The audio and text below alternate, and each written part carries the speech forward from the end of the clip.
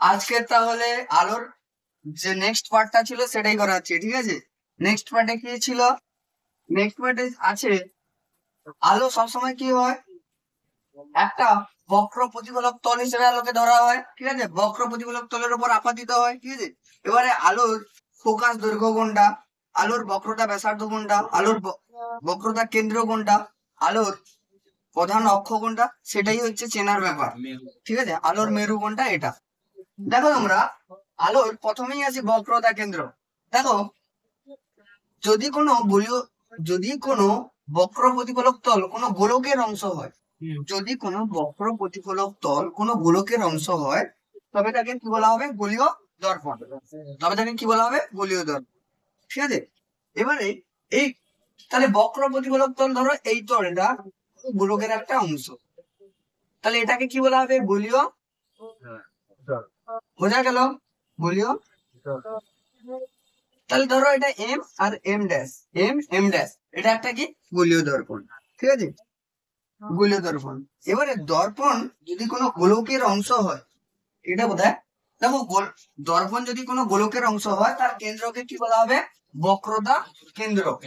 যদি কোনো দর্পণ কোনো গোলকের অংশ হয়, যদি কোনো দর্পণ কোনো গোলকের অংশ হয়, যদি কোনো দর্পণ কোনো গোলকের অংশ হয়, দেখো এটা একটা গোলক, ঠিক আছে। এই এই দর্পণটা যদি কোনো একটা গোলকের অংশ হয়, এইটা ধরো না গোলকের অংশ একটা, তার কেন্দ্রকে এদিকে, তার কেন্দ্রকে কি বলা হয় না? বক্রতা কেন্দ্র। ধরো এটা হচ্ছে সি, সি, এটা হচ্ছে এম, এম ড্যাশ, ঠিক আছে। এটা হচ্ছে পি ধরে নাও, ঠিক আছে, পি ধরে নাও। তাহলে দেখো M, M, M P M dash, M P M dash দর্পণের, দর্পণের সি হলো বক্রতা কেন্দ্র, বক্রতা কেন্দ্র, বক্রতা কেন্দ্র। এইবারে দেখো বক্রতা কেন্দ্র সম্পর্কে সবার ক্লিয়ার। দেখো যে গোলক ভালো মতো জানা আছে, সবকিছু জানতে পারবে। দেখো সি কি, তাহলে M, M M P M dash দর্পণের সি কি হলো? বক্রতা কেন্দ্র। বোঝা গেছে? এত পর্যন্ত, এত পর্যন্ত সবার ক্লিয়ার। এরপরে নেক্সট দেখো, এইখানে একটা ছবির মধ্যে থেকে এর মধ্যে বক্রতা ব্যাসার্ধ কোন দিকটা না? গোলীয় দর্পণের বক্রতা কেন্দ্র এবং মেরুর, ঠিক আছে, মেরু, এর হচ্ছে সরলরেখিক যে দূরত্ব, এটাকে কি বলা হয়? বক্রতা ব্যাসার্ধ, ঠিক আছে। বা এইভাবে উত্তর দেওয়া যেতে পারে, গোলীয় দর্পণ, গোলীয় গোলীয় গোলীয় দর্পণ কোন গোলকের অংশ হলে,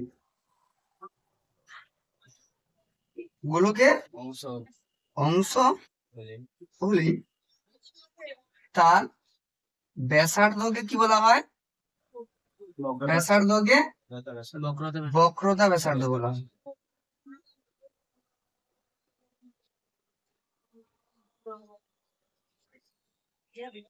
বক্রতা ব্যাসার্ধ বলা হয়, ঠিক আছে।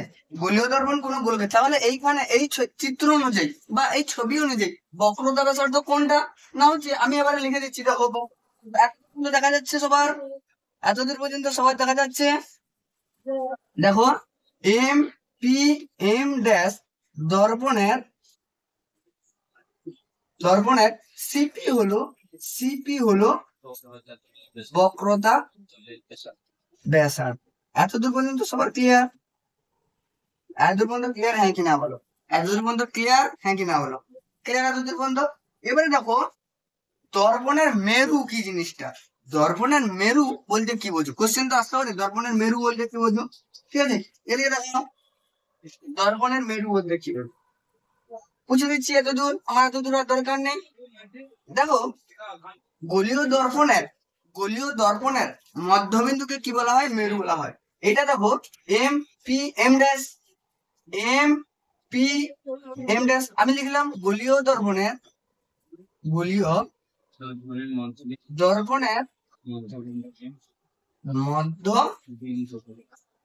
বিন্দুকে মেরু বলে।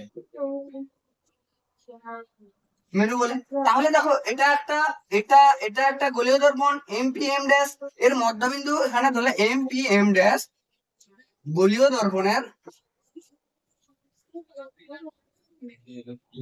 দর্পণের মধ্যবিন্দু কি? মধ্যবিন্দু হলো পি। অতএব পি হলো এমপি এম ড্যাশ দর্পণের মেরু। বোঝা গেছে? এতদূর পর্যন্ত ক্লিয়ার? এতদূর পর্যন্ত ক্লিয়ার, হ্যাঁ কি না বলো? এতদূর পর্যন্ত ক্লিয়ার তো? তারপর তাহলে এটাকে এইখান থেকে এটাকে কি বলা হয়? মধ্যবিন্দু। এবারে দেখো প্রধান অক্ষ জিনিসটা কি? প্রধান অক্ষ, ঠিক আছে? প্রধান অক্ষ আমি এই একটা ছবির ভেতরে কিন্তু পুরোটা আমি দেখাচ্ছি। প্রধান অক্ষ জিনিসটা কি? এতদূর পর্যন্ত ক্লিয়ার সবার, হ্যাঁ কি না?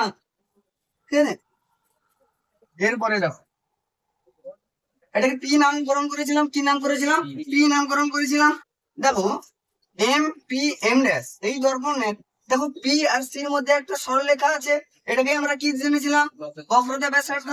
এইবারে আমি করব এটাকে, লিখবো কি? প্রধান অক্ষ। প্রধান অক্ষ জিনিসটা কি? দেখো বক্রতা ব্যাসার্ধ যে কোনো জায়গা বরাবর হতে পারে। 1 মিনিট তাকিয়ে দাও, 1 মিনিট এদিকে দেখো। বক্রতা ব্যাসার্ধ এটা নিয়েছি, গোলীয় দর্পণ তো এটা, এটাও তাহলে কি হবে? বক্রতা ব্যাসার্ধ হবে, বক্রতা ব্যাসার্ধ হবে। আমরা কি গোলকের যে কোনো অংশে কি করি? ছেদ যদি করি যে কোনো অংশে, এটা কি ব্যাসার্ধ? আবার এটাও কি ব্যাসার্ধ? তাহলে আমি যদি এটা আলোর বেলাও যদি দেখি, তাহলে এটাও বক্রতা ব্যাসার্ধ। আলোর বেলাও যদি এটাও বক্রতা ব্যাসার্ধ, বক্রতা ব্যাসার্ধ। আবার এটাও কি বক্রতা ব্যাসার্ধ? ব্যাসার্ধ, তাই তো? কিন্তু আমাকে কি দরকার? আমার কি? প্রধান অক্ষ। আলোর বেলায় প্রধান অক্ষ জিনিসটা কি? আলোর বেলায় প্রধান অক্ষ জিনিসটা কি না? গোলীয় দর্পণের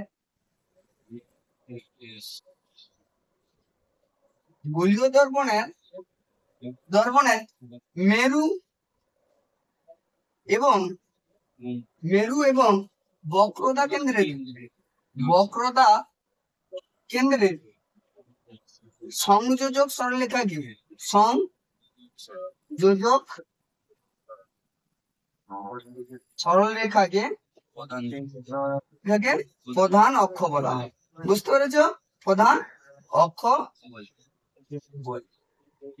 এতদূর পর্যন্ত ক্লিয়ার সবার? প্রধান অক্ষ বলে। এবার দেখো আলো মানে কি? ছবির সঙ্গে সঙ্গে মিল খুঁজতে হবে, তবেই তোমার মাথায় সেঁটে যাবে, পুরো মাথায় গেঁথে যাবে পুরো। ঠিক আছে, দেখো আমি এই ছবি অনুযায়ী আমি দেখাচ্ছি। দেখো এম পি এম ড্যাশ গোলীয় দর্পণের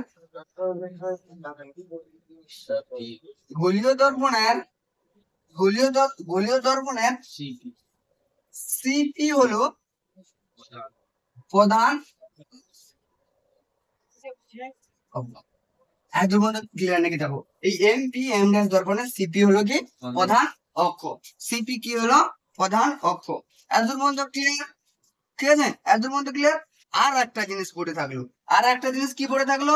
এদিকে সবাই তাকাবে। আর একটা জিনিস, ঠিক আছে ছবিটা আরেকবার দেখিয়ে দিচ্ছি। আর একটা জিনিস পড়ে থাকলো, সেটাকে কি বলা হয়? উন্মেষ। দেখো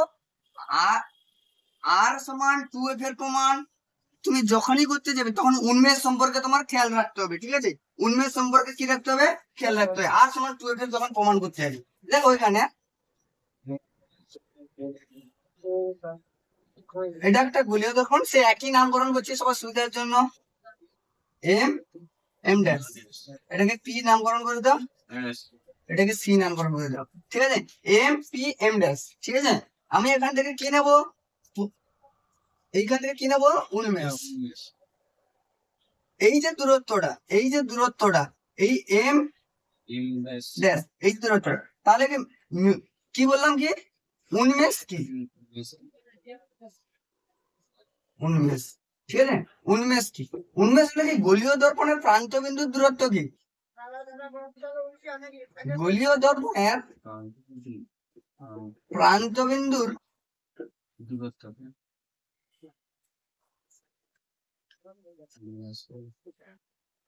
দূরত্বকে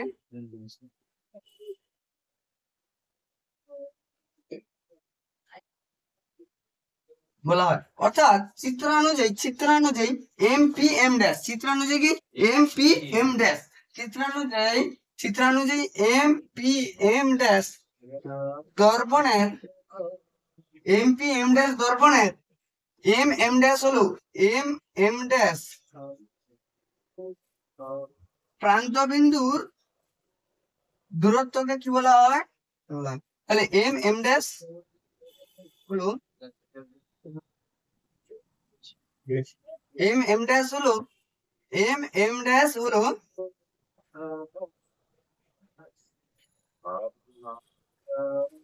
উন্মেষ, এম এম ড্যাশ হলো উন্মেষ। আচ্ছা, এতদূর পর্যন্ত বেসিক কনসেপ্ট, এইগুলো না জানলে আলোর কোনো কিছু হবে না, ঠিক আছে? এতদূর পর্যন্ত বেসিক কনসেপ্ট। এর পরের যে কনসেপ্টটা আছে, তো আলো তার যাত্রা পথে এক মাধ্যম থেকে অপর মাধ্যমে যেতে পারে, হ্যাঁ কিনা? যেতে পারে। এবারে আলো তার এক মাধ্যম থেকে অপর মাধ্যমে গেল, আলোর যে কোনটা মাপা হবে তার জন্য একটা নিতে হয়, প্রমাণ, একটা মাধ্যম নিতে হয়, সেটাকে বলা হয় কি অভিলম্ব। এটা কি অভিলম্ব, আগে ডেটও আমি আলোচনা করেছিলাম, অভিলম্ব, অভিলম্ব। এবারে এটা কি প্রতিসারক মাধ্যম, এটা কি প্রতিসারক মাধ্যম। আলো আপাতিত হয়েছে, তাহলে আলো আপাতিত হয়েছে, এটাকে কি বলা হয়? আপাতিত, আপাতিত রশ্মি। এটাকে কি বলা হয়? আপাতিত রশ্মি। আলো আপাতিত হওয়ার ফলে, আলো আপাতিত হওয়ার ফলে এইখানে কি আপাতন বিন্দু, এটা আপাতন বিন্দুর উপর অভিলম্বের সঙ্গে কি কোণ উৎপন্ন করেছে? আপাতন কোণ উৎপন্ন করেছে, আপাতন কোণ। আপাতন কোণকে আমরা কি দ্বারা প্রকাশ করি? ছোট হাতের আই দ্বারা প্রকাশ করি। এবারে আলো প্রতিসৃত হতে পারে, হয় ওই মাধ্যমে ফিরে যেতে পারে, নতুবা কি করতে পারে? অপর দ্বিতীয় মাধ্যমে চলে যেতে পারে, ঠিক আছে? তাহলে আমি ধরলাম যে সে ওই মাধ্যমে আবার ফিরে গেছে, আলো ফিরে গেছে, মানে এটা কি প্রতিসৃত রশ্মি, হ্যাঁ কি না? প্রতিসৃত রশ্মি। এই প্রতিসৃত রশ্মির সঙ্গে যে কোণটা উৎপন্ন করে, যে কোণ, সেটাকে কি বলা হয়? প্রতিসরণ, প্রতিসরণ। এবং এইখান থেকেই প্রতিসরণের দুটো সূত্র আবিষ্কার হয়েছে, এইখান থেকেই প্রতিসরণের দুটো সূত্র আবিষ্কার হয়েছে। প্রথম সূত্র, প্রথম সূত্র, এর আগে দুটো বলেছিলাম, এখনো বলছি। প্রথম সূত্র, ঠিক আছে? আপাতিত রশ্মি, আপাতিত রশ্মি কমা প্রতিসৃত রশ্মি, প্রতিসৃত রশ্মি এবং এবং আপাতন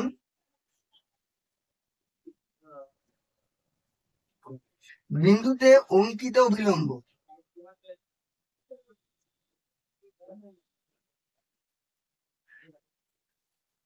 আপাতন বিন্দুতে প্রতিসারক তলের উপর, সরি, আপাতন বিন্দুতে কার উপরে আঁকা হয়েছে? প্রতিসারক, প্রতিসারক তলের উপর অঙ্কিত অভিলম্ব সর্বদা একই সমতলে থাকে।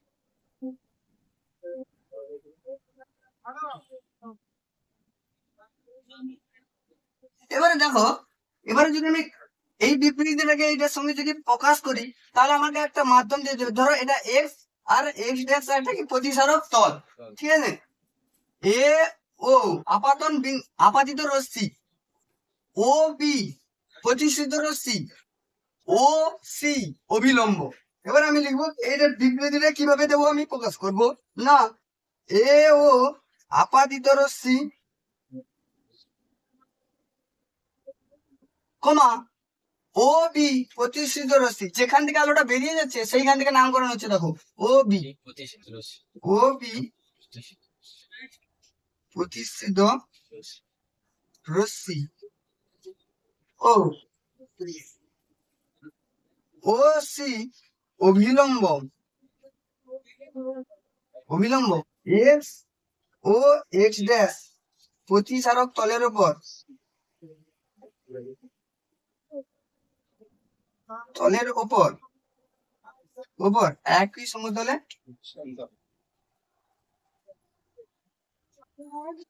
আছে বা অবস্থান করে। একটা জায়গা কম আছে, একটু বুঝে নেবে, ঠিক আছে, একটু কষ্ট করে বুঝে নাও। অবস্থান করে। তাহলে দেখো গাণিতিক রূপের সাথে সাথে আমি মিল দিয়ে দিয়েছি, কোনটা কি হবে না হবে সমস্ত কিছু মিল দিয়ে দিয়েছি। বেসিক কথা কি, প্র্যাকটিস দরকার। আলো চ্যাপ্টারটাকে বুঝতে হবে, প্র্যাকটিস করতে হবে। পার ডে তুমি প্র্যাকটিস করো, কে তোমাকে হারিয়ে দেয় দেখা যাবে।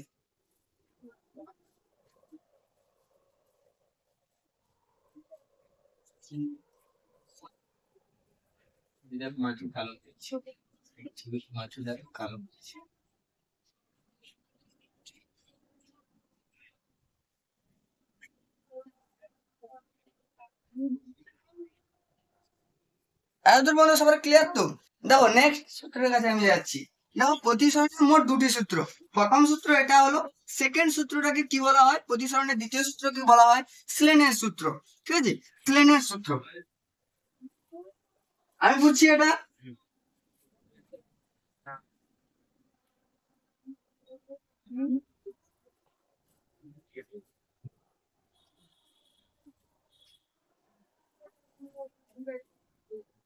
দেখো এইটার দিকে দেখাও। আমি এবারে করলাম কি দ্বিতীয় সূত্র, এখান থেকে দেখা যাচ্ছে, আশা করি এখান থেকে দেখা যাচ্ছে দ্বিতীয় সূত্র অথবা স্লেনের সূত্র।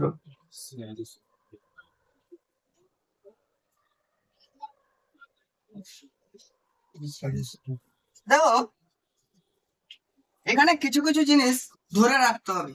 দুটো নির্দিষ্ট মাধ্যমকে রাখতে হবে এবং একটা নির্দিষ্ট বর্ণকে রাখতে হবে। ঠিক আছে, দুটো নির্দিষ্ট মাধ্যমকে রাখতে হবে এবং একটা নির্দিষ্ট বর্ণকে রাখতে হবে। ঠিক আছে, একটু হাসি জোকিং একটা শব্দ বলে দিই। কারণ তুমি বিয়ে হতে গেছো, পাত্র আর পাত্রীকে একেবারে কনফার্ম রাখতে হবে, কিন্তু বিয়ের ডেট এবং তারিখটাকে ফিক্স করতে হবে। এখানেও সেরকম দুটি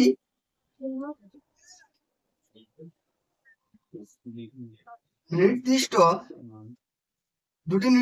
মাধ্যম ও একটি নির্দিষ্ট বর্ণের আলোর ক্ষেত্রে একটি নির্দিষ্ট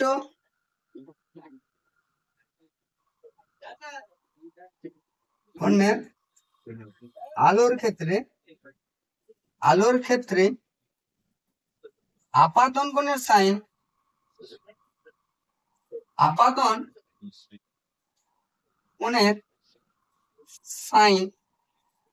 ও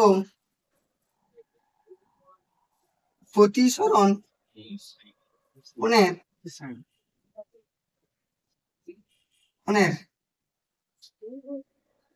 সাইন এর অনুপাত সর্বদা ধ্রুবক হয়। সর্বদা কি হয়? ধ্রুবক হয়। তাহলে আপাতন কোণের সাইন, আচ্ছা সাইন মানে কি ত্রিকোণমিতির কাছে চলে যেতে হবে। সাইন কস ট্যান থিটা, ঠিক আছে, সাইন কস ট্যান। সাইনের বিপরীত কি? কোসেক। কোসের বিপরীত কি? সেক। ট্যানের বিপরীত কি? কট। ঠিক আছে, এগুলো তোমাদের মনে রাখতে হবে। এখানে সাইন মানে সাইন, SIN, ঠিক আছে, সাইন রাখো ছবি অনুযায়ী। তাহলে আপাতন কোণ কি? আই। আপাতন কোণ কি? আই। চিত্র অনুযায়ী আপাতন কোণ কি? আই। তাহলে এর কি অর্থাৎ আমি লিখতে পারি কি আপাতন কোণের সাইন। সাইন মানে কি? Sign I. আর প্রতিসরণ কোণের সাইন মানে এটা আর, এটা আর দ্বারা ইন্ডিকেট করা হয়। প্রতিসরণ কোণের সাইন কি? সাইন আর সমান কি? মিউ। মিউকে বলা হয় আলোর প্রতিসারাঙ্ক। আলোর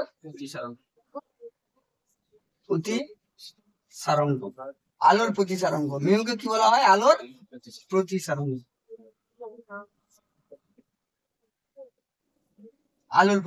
দেখো আজ তোর মধ্যে বুঝতে পেরেছো কিনা আলোর প্রতিসারাঙ্ক। এইবারে দেখো এই যে মিউ ফাংশনটা, আলোর যে প্রতিসারাঙ্কটা এক মাধ্যমের সাপেক্ষে অপর মাধ্যমে, যে অপর মাধ্যমে যেটা হয় সেটাই হচ্ছে কি মিউ। ঠিক আছে, আলোর প্রতিসারাঙ্ক। এই আলোর প্রতিসারাঙ্ক দিয়ে অনেকবারই হচ্ছে গণিত এসেছে। এই আলোর প্রতিসারাঙ্কের একটা সূত্র আছে, সেটা লিখে দিচ্ছি। দুটো সূত্র কমপ্লিট হয় কিনা গণিতের জন্য মিউ অর্থাৎ আলোর প্রতিসারণের জন্য একটা সূত্র ব্যবহার করা হয়, সেটা লিখে দিচ্ছি, সেটা দেখো।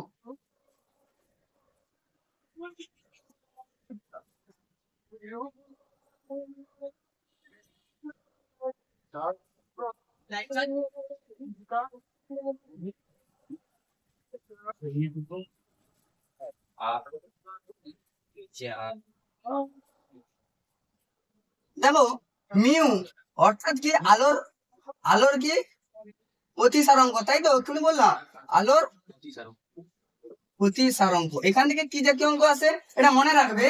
মিউ সমান লেখা হয় শূন্য মাধ্যমে আলোর গতিবেগ, শূন্য মাধ্যমে আলোর গতিবেগ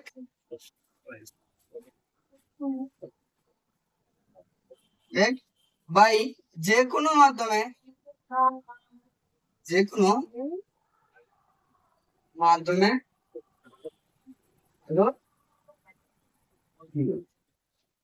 আলোর গতিবেগ, ঠিক আছে, গতিবেগ যে কোনো মাধ্যমে আলোর গতিবেগ। দেখো এটাকে করা যেতে পারে মিউ ইকুয়াল টু শূন্য মাধ্যমে আলোর গতিবেগকে সি দ্বারা প্রকাশ করা হয়, ছোট হাতের সি দ্বারা প্রকাশ করা হয়, আর যে কোনো মাধ্যমে আলোর গতিবেগকে ভি দ্বারা প্রকাশ করা হয়। তাহলে মিউ ইকুয়াল টু হলো সি বাই ভি, এইটা হচ্ছে মনে রাখবি। মিউ ইকুয়াল টু কি C by V, mu equal to কি সি বাই ভি। এত পর্যন্ত মনে থাকবে হ্যাঁ কিনা?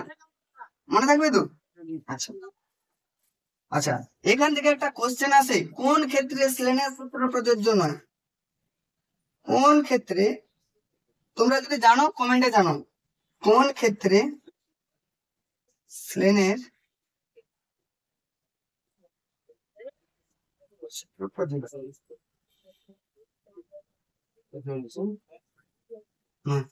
উত্তরটি হবে লম্ব আপতনের ক্ষেত্রে।